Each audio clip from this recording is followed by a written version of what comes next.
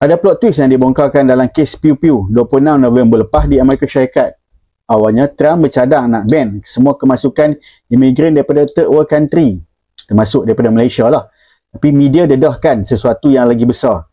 Anda kena tonton video ni sampai habis. Ramanullah Lakanwal, imigran daripada Afghanistan. Dia Pew Pew, dua anggota National Guard berdekatan dengan White House.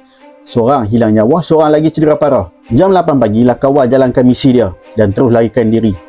Tak jauh, di Persing Park, 600 meter saja daripada White House. Dia kemudiannya ditahan beberapa jam kemudian. Media melaporkan ia sebagai targeted, bukan Pew Pew yang secara rambang. Tak lama lepas tu, media mula bongkar cerita. Lakanwal ni bukan imigran biasa. Dia pernah bekerja dengan CIA dan anggota Zero Unit di Afghanistan. Kalau ikut dia ni lebih kurang macam pengkhianat Afghanistan, tapi level lagi atas. Dia juga pernah terlibat dengan operasi menangkap rakyat Afghanistan sendiri, serang hendap, direct action mission dan lain-lain lagi. Dia berkhidmat sejak 2018, tapi bila Kabul jatuh, CIA bawa dia keluar dan bagi dia perlindungan untuk tinggal di US pada tahun 2021. Media Guardian juga sahkan benda ni melalui pegawai CIA sendiri. Yang kedua, pattern yang biasa berlaku. Insiden ni terjadi hanya beberapa hari sebelum Trump nak umum dasar imigran yang baru. Artinya Trump tengah siapkan peraturan baru. Dia cuma nak tunggu momentum politik. Dan sehari sebelum pengumuman, berlaku kes ni. Apa jadi lepas tu?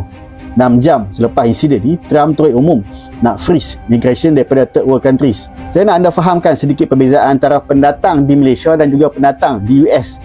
US sistem imigran agak terbuka, kerja beberapa tahun dan boleh apply sebagai permanent resident, kemudian boleh mohon sebagai warga negara. Contoh, Zohran Mamdani. Dia lahir di Uganda dan kemudian berpindah ke US pada tahun 1991. Tahun ni dia dah boleh bertanding pilihan raya. Di Malaysia, pekerja asing tak boleh jadi warga negara. Kerjalah 40 tahun pun tak lepas, kecuali kalau berkahwin. Itu pun ambil masa beberapa tahun. So, Lakanwal tiada rekod jenayah, zero. Masuk ke Amerika Syarikat secara sah pada 2021. Bukan imigran yang masuk ke US. Sebaliknya, pihak US yang bawa dia masuk. Dia tinggal di Bellingham, Washington, pantai sebelah barat. White House pula, pantai sebelah timur. Dia sanggup drive 2,800 km rentah seluruh US semata-mata nak buat kerja ni. Trump adalah presiden yang anti-imigran dalam 100 tahun sejarah Amerika Syarikat. Sebelum dia ialah Presiden Calvin Coolidge 1924. Pada tahun 2017, Trump buat Muslim ban. Kemudian dia bina border wall di sempadan Amerika Syarikat dan juga Mexico. Dihentikan program pelarian Syria, Somalia dan juga Iraq.